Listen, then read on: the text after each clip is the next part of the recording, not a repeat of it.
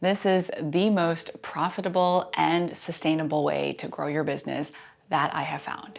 And I have tried most of them, especially if you are tired of trying to figure out social media and you aren't growing as fast as you'd like.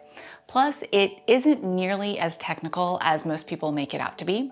In fact, it can be boiled down to just 4 simple steps. This first one is something a lot of people miss, but it is so important. You gotta start by first making sure that the right people are finding your website. Because you could have the best blog in the world, but if your ideal clients aren't finding it, you might as well be posting memes and photos of your dog. And as cute as your dog and my dog might be, that's not gonna grow your business. So what will grow your business? The right keywords, specifically ones that your ideal clients are searching for. That's why this is step 1. Now, around here, we are all about the simplest way to do things. So let me share the easiest way to find those right keywords. Think about why you Google. In fact, pull up your phone right now and look at the last couple of things you searched. You know what? I'm almost embarrassed to share this with you, but here's mine. How does Queen of Tears, a Netflix K-drama, end?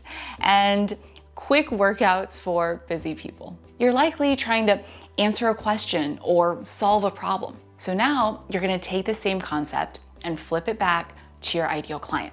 What might they be typing in that would lead to them finding you?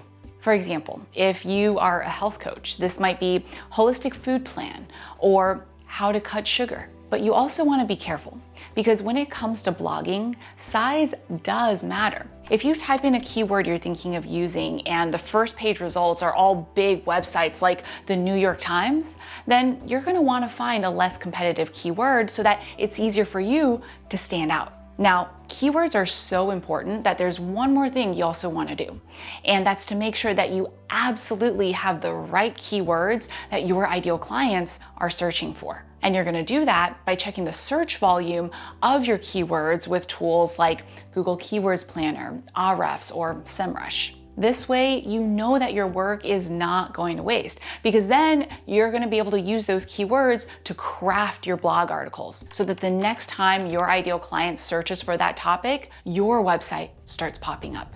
Well, almost.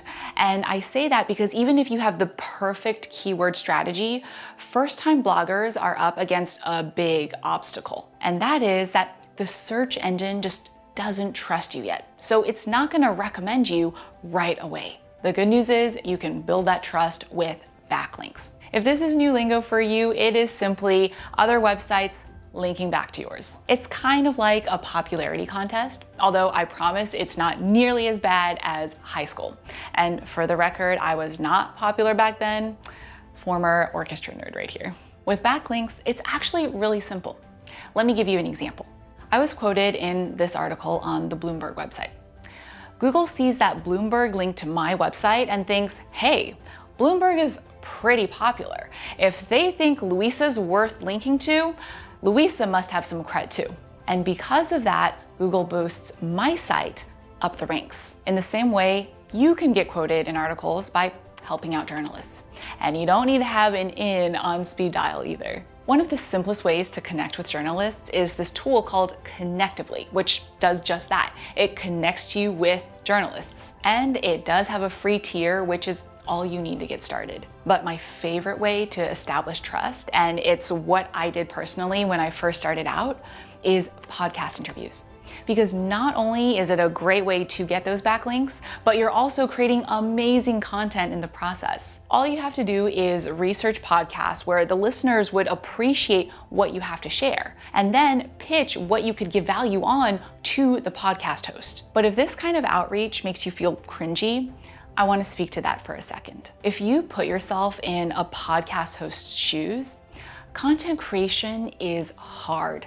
And it is a constant hamster wheel that never stops. So when someone, AKA you, offers to help create high quality content, especially when you're coming in prepared, that is a value add. When you've got good info to share, and you do, sharing what you have to share isn't salesy. It's being of service. This concept applies to any type of content creation, including other people's blogs too. So you can also offer to write high quality, relevant content for other people's websites in return for being able to mention your website too. But literally none of this matters if you're not making this next step a priority, because millions of blogs get published every day. Talk about overwhelming, right?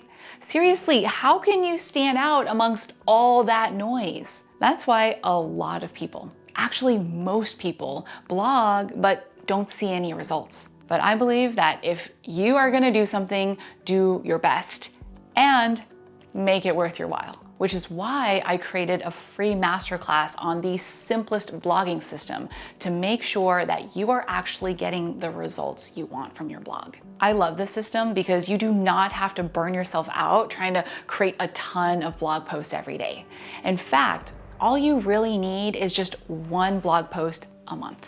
I know that might sound kind of crazy, but when you know what you're doing, that's all you need to start skyrocketing your traffic. And I can say that with confidence because this is the exact same strategy that I personally used to go from no blog traffic to making multiple six figures from just my blog within 2 years. High five to you being able to do the same thing. Plus, on this free training, you are also going to learn the difference between content that attracts serious buyers versus content that just attracts freebie seekers. Because let's be honest, you probably want to attract ideal clients who appreciate the value of your product and your work versus people who are just looking to gobble up your free stuff and then peace out. The best part about this, in case you didn't catch it earlier, is that you can get the overview of this strategy right now for free. You can sign up for the training at luisazhou.com/growth, and I will put the link in the description as well. As someone who used to think that I could never make blogging work for me, I want to share. It is possible for you even if you have no site traffic right now. And now that you've gotten this far, the last step is truly the simplest. Getting blog readers to sign up for your email list so that you can stay in touch with them and let them know about your products. That's it. But you definitely don't want to overlook this step because this is the one that gets you the sales. My favorite way to do this is to offer something fun and valuable in exchange for someone's email. We're talking a valuable video or PDF that your ideal clients would find helpful. Then place opt-in forms on your website and throughout your blog post so that people have lots of chances to sign up. And don't be shy about this. I do this at least 3 times throughout every blog post. Remember, readers are coming to your website to learn and to get help. And all you're doing is offering more ways for them to do that. Plus, those follow-up emails you're gonna send are the #1 way you are gonna make a lot more sales. Because I don't want all your hard work to go to waste, I created a video that walks you through exactly how to create a lead magnet and funnel that gets people's attention and gets you sales. The best part, you can get it all done in less than a week. So I will see you in that next video.